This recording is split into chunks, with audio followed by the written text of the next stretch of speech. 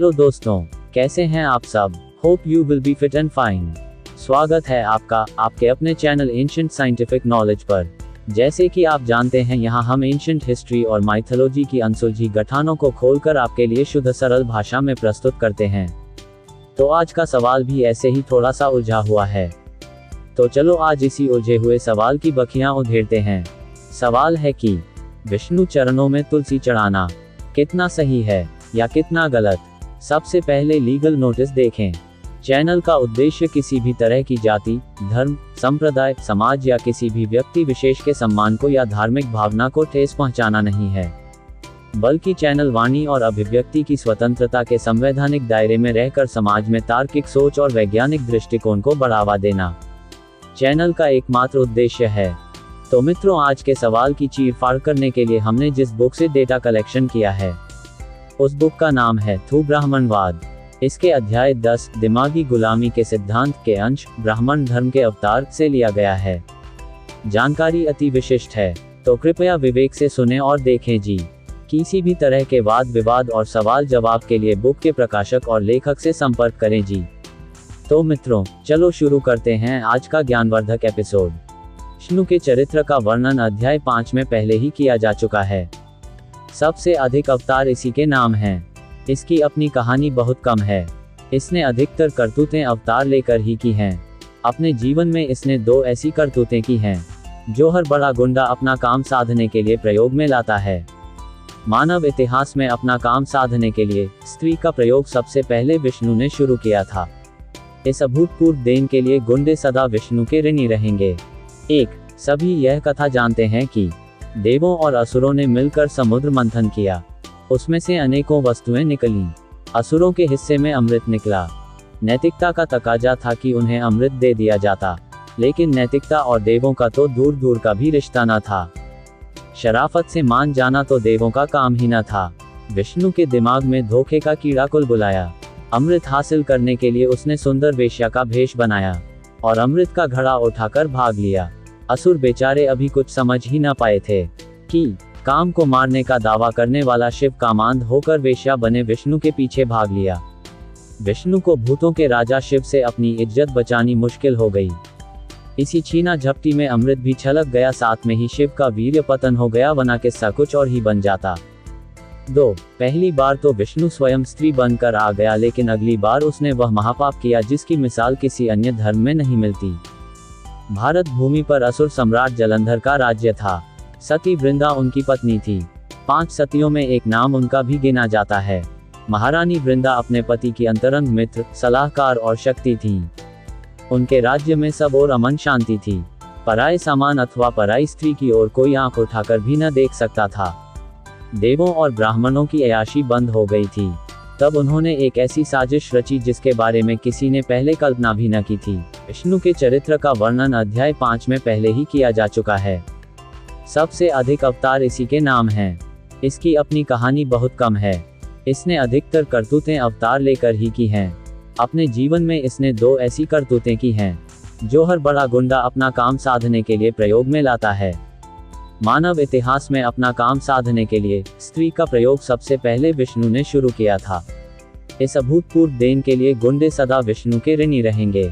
1. सभी यह कथा जानते हैं कि देवों और असुरों ने मिलकर समुद्र मंथन किया। उसमें से अनेकों वस्तुएं निकलीं। असुरों के हिस्से में अमृत निकला।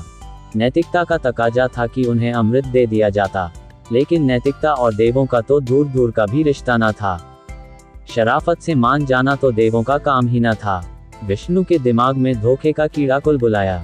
अमृत हासिल करने के लिए उसने सुंदर वेश्या का भेष बनाया और अमृत का घड़ा उठाकर भाग लिया। असुर बेचारे अभी कुछ समझ ही न पाए थे कि काम को मारने का दावा करने वाला शिव कामांध होकर वेश्या बने विष्णु के पीछे भाग लिया। विष्णु को भूतों के राजा शिव से अपनी इज्जत बचानी मुश्किल हो गई। इसी छीना झपटी में अमृत भी छलक गया, साथ में ही शिव का वीर्य पतन हो गया, वरना किस्सा कुछ और ही बन जाता।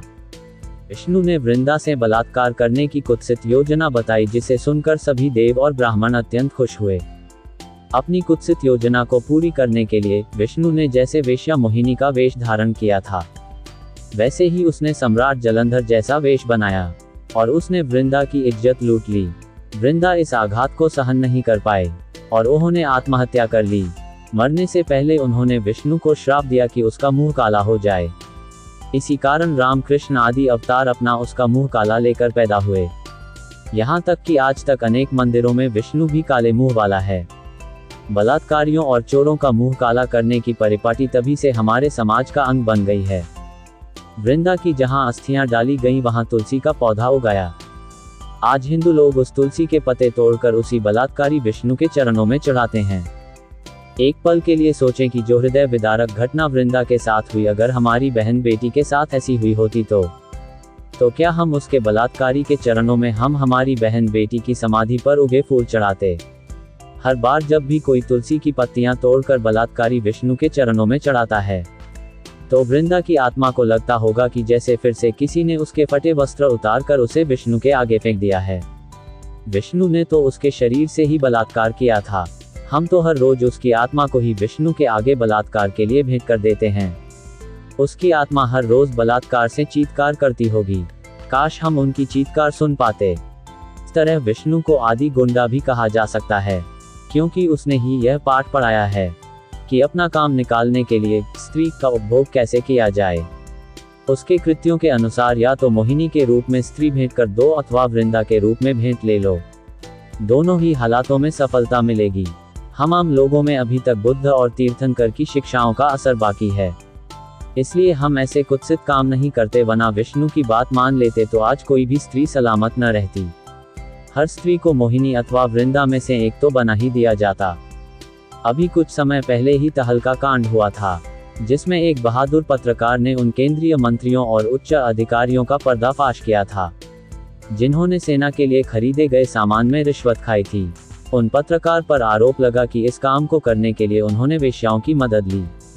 लगभग सभी अखबारों ने इस बात पर उनकी निंदा की। कितनी हैरानी की बात है कि वे ही अखबार रोजाना उस विष्णु की स्तुति में कुछ न कुछ छापते रहते हैं जिसने आदिकाल में ही स्वयं वेश्या बनकर अपना काम साधा था। तो मित्रों, कैसा लगा आज का एपिसोड? आज का एपिसोड अच्छा लगा हो तो वीडियो को लाइक और शेयर करें। चैनल को सब्सक्राइब कर लें व राइट साइड में दिए गए बेल आइकन को प्रेस कर लें, जिससे कि ऐसी ही ज्ञानवर्धक वीडियो जैसे ही चैनल पर अपलोड हो आपके पास तुरंत उसका नोटिफिकेशन आए और आप कोई भी नई वीडियो को मिस ना कर पाएं। आपके सुझाव कमेंट बॉक्स में लिखकर बताएं। धन्यवाद। सहित एंशिएंट साइंटिफिक नॉलेज।